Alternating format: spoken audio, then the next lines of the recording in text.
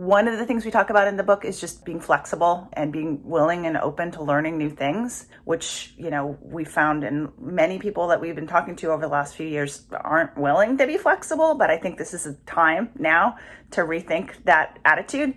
But, we're seeing, restaurants turn into takeaway places. They're shifting in that way. Or we're seeing distilleries making hand sanitizer and things like that. And it's just, I think we need to just watch this moment and watch what's going on around us and seeing how other people are being resilient and taking inspiration from that and just going. But I think what's going on now, every day it changes, right?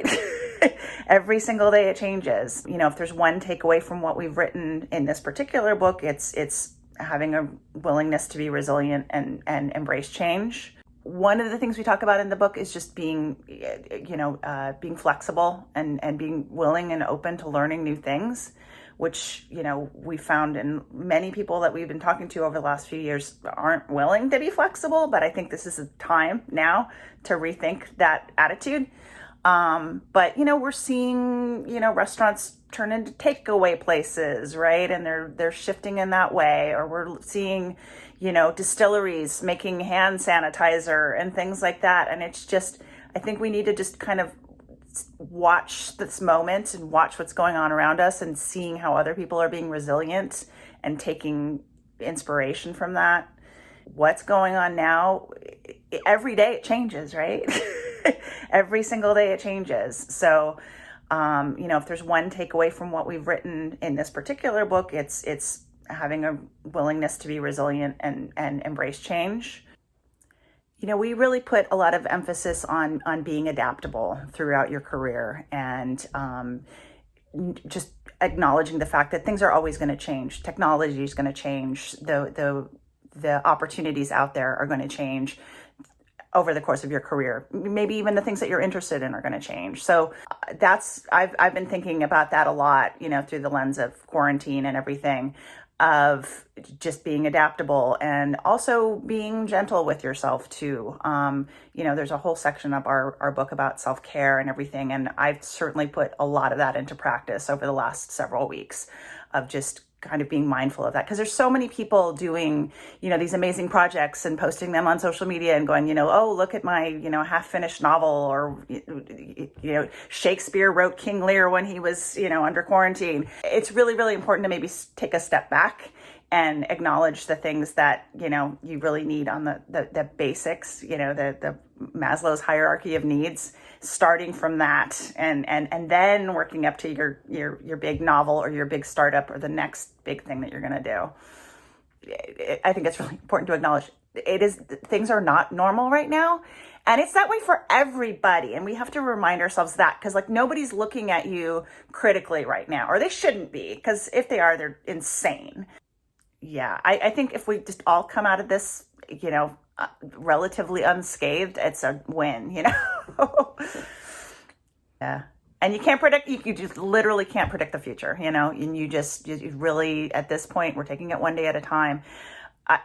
What I do sort of appreciate, and I've actually gone back to some of the exercises we put together, is it does let you kind of slow it down and really look at things one bit at a time. And if you need something to be doing right now, we've got these exercises that have you looking at your network. Who is it that you want to kind of bring into your confidence with your next step? Who's in a position to give you advice about, what might be your next opportunity after the craziness is over. And it just kind of taking it down, because I hope that comes in handy. You feel like you want to be doing something for your career. Well, you're probably not going to be getting a job interview anytime soon. So maybe take a step back and think about what is it that's important to you, in your next big thing. What are the values you bring to the table? What are the things that you really, really liked about your last gig? What are the things that you miss about something that you did 10 years ago? And really just kind of taking a step back and looking at it through that lens. Write. We talk a lot about writing in our book, but, write about what it is you're thinking about, and that becomes a conversation starter, right? So start a blog. Now's a great time to start a blog, and use that as a way to kind of kick off. Retweet it, whatever it is that you're putting out there in the world. Use the social media at your disposal to put yourself out in the world and make other people aware of what you're talking about. Engage with folks on social media, the ones who are doing the things that you would like to be doing, perhaps, the ones who inspire you in any way. But really, now we have time on our hands that we can engage with folks and do some reading. Be generous with the things that you share. Be generous with retweeting folks who you think are putting good things out in the world, and that'll come back to you in good ways. Put it out there. Normalize the fact that things aren't normal right now. They're really not, and we have to be forgiving of ourselves and be forgiving of other people as well. But on the flip side, I would say, there's ups and downs to this, right? You have good days and you have bad days. So I would say when you're having a good day, take advantage of it, get the thing done, do the project, whatever it is that is important to you, get that done when you're having your good days, because when the bad days inevitably come, then you can sort of like ease off a little bit and say, you know what, I've been productive for the last 3 days. Today I'm feeling really down. I'm going to watch a dumb movie, and that's all I'm going to do today, and do a jigsaw puzzle. And I think, it's a balance, right? There's no way we're going to be as productive as we were, in a normal environment, in a work environment.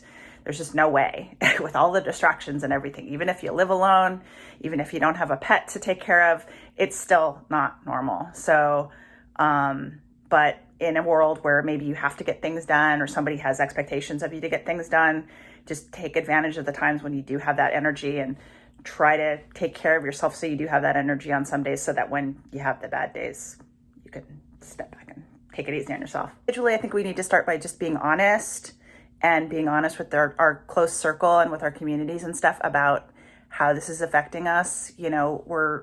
We hold things close to our chest. We don't tell people how much money we make. We don't let those things be made known.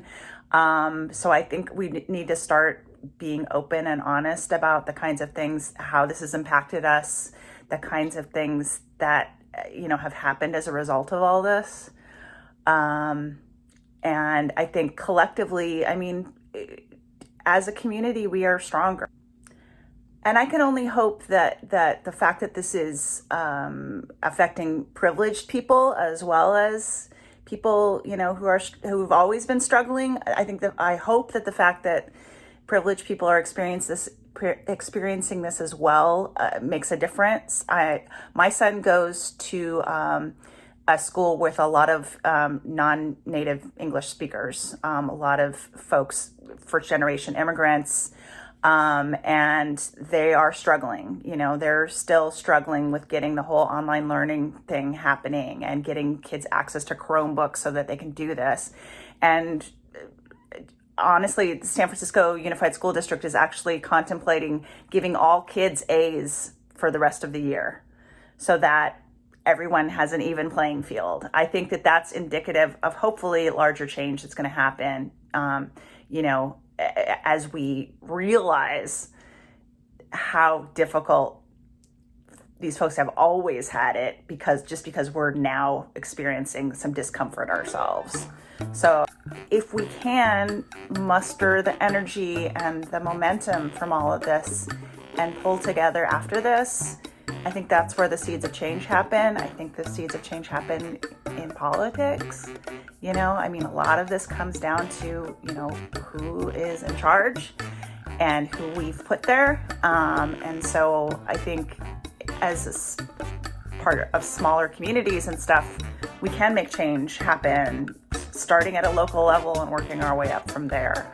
But I think, if we learned anything from this, it's reaching out to one another and, creating that community where we can, whether that's on Zoom or some other way online, and just keeping that momentum. We're excited that we're able to kind of bring this out now when people are maybe reinventing themselves or needing to think about new ways to bring in income.